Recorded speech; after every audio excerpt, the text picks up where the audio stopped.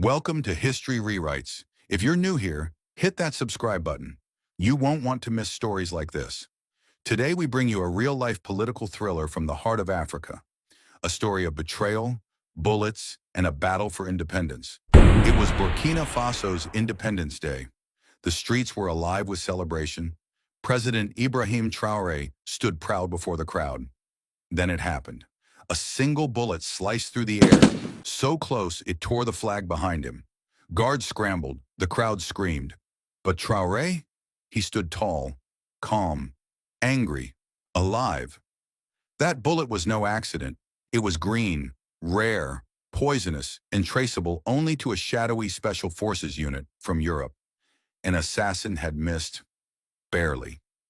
The secret investigation begins.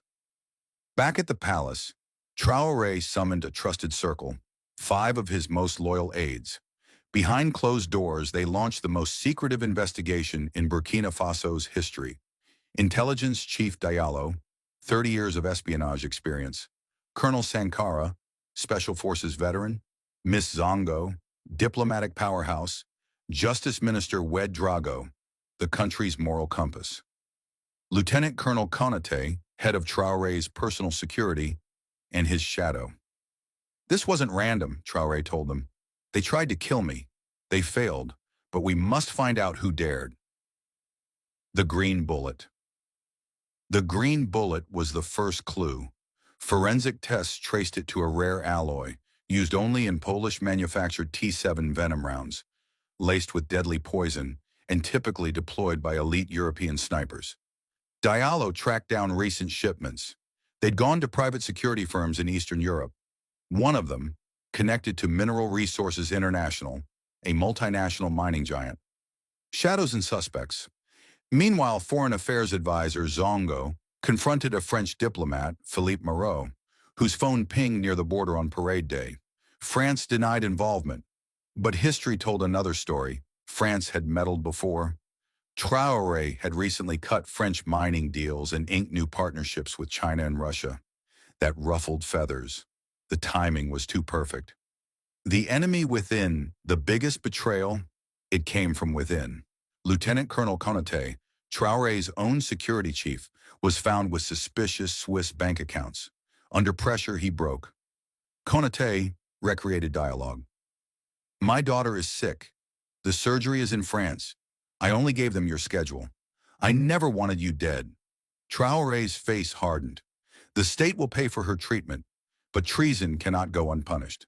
Konaté was tried, convicted, and sentenced. Unraveling the plot, the assassin's trail led to a Serbian mercenary, Dragan Kovic, a ghost in global intelligence circles. Interpol Red Notice.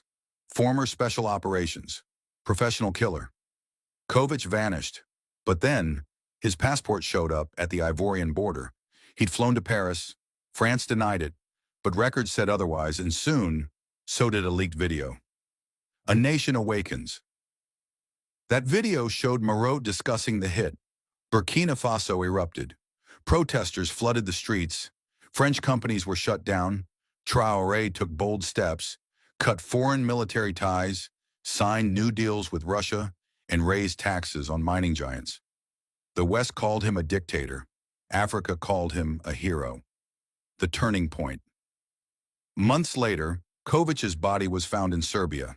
Cause of death? Heart attack. But the room had been wiped clean.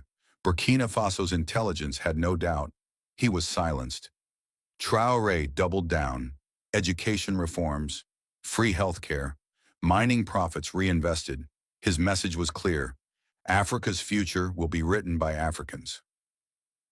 Final act. The green bullet that changed everything. A year later at the UN, Traoré held up the infamous bullet.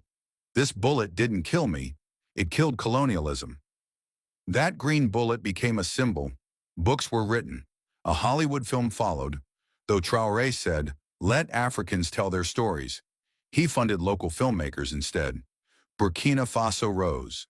Schools improved, roads were built, and a new doctrine spread across Africa.